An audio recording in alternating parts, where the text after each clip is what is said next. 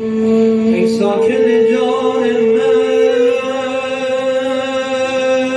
آخر به کجا رفتی؟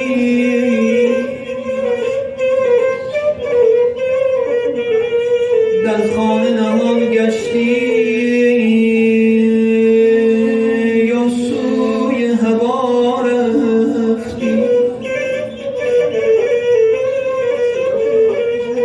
رفتی تو بدین زودی، تو باد صبا بود، با باد صبا رفت مانند موی گل با باد صبا رفت. گل بودی عمرت هم مثل گل کوتاه شد.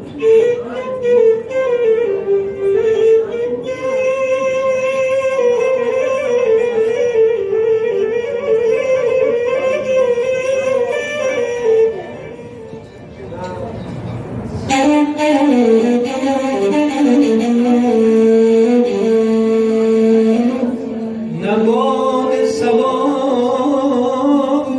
بودی، نه مرغ هوا بودی.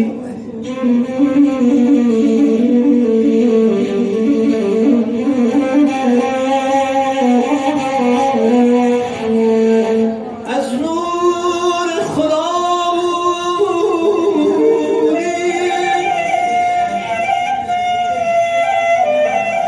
در نور خدا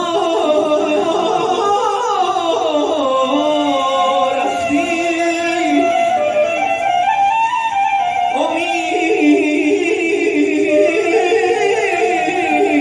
امیدم جانا